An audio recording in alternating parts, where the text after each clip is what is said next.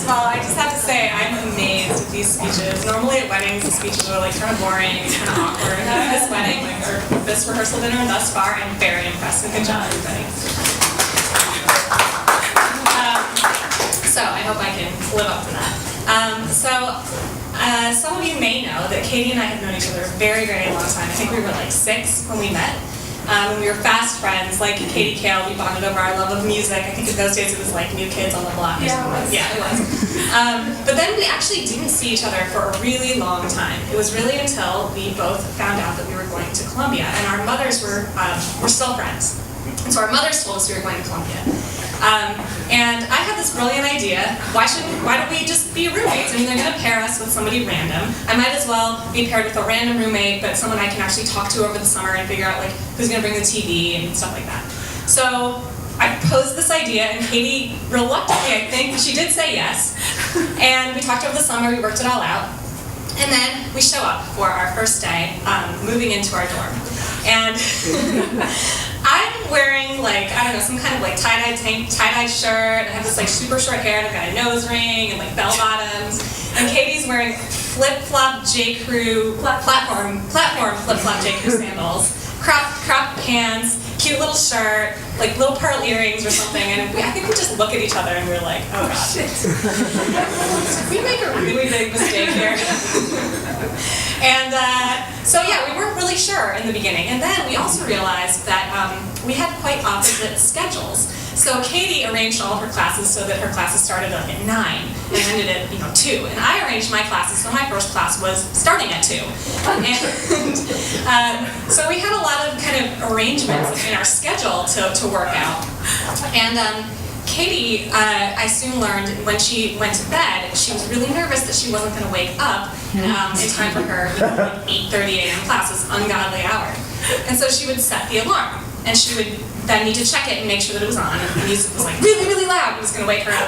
And so she would check it, and then she would check it again, and then she would check it again, and then she would check it again, and she would check it again. And I mean, this would go on for maybe a half an hour. And it was maddening. But I also was doing, my own thing. So since I didn't have class till 2 p.m., I would stay up in the room, typing on my computer. And I didn't understand why Katie couldn't just deal with that. She's tossing and turning. She's like, oh my god, why can't you go to sleep? So in the beginning, we had some of these differences to work out. But I soon realized that Katie had some pretty amazing qualities that I was so surprised that I found in her. And one of those was her incredible ability to listen. Katie is the best listener. She is so engaged. She's so curious. She wants to know everything about you. She's got 85 questions. She can't wait to get them all out. But it's truly because she really wants to know, because she is so incredibly caring. She just wants to know everything about you, and she wants to be there for you. It's just incredible. Another quality about Katie, which I was also very surprised to find in this, preppy DC girl, was the amount of inappropriate things that would just come out of her mouth. Katie always says the thing that you're thinking, but you're like, I can't say that. Nope, don't worry about it. Katie's gonna say it. And she'll get away with it because she's so cute. Anyway, so over the year, I found that I had not only a really fun, awesome roommate to spend time with, but an incredible friend who was going to be there for me, with me through everything. And we remained incredibly close since then. And I was so happy when I finally met Steve. Steve's great qualities were actually a little more immediately apparent to me.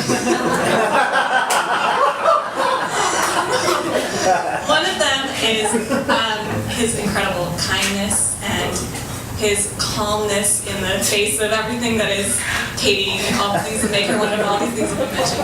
But Steve's just there with her. He's like a rock, and it is just so awesome to see. He's also incredibly intelligent. He reads so much. He loves to learn and debate, as everyone had mentioned before. He reads these big history books and thinks about them while Katie's like flipping through her People magazine.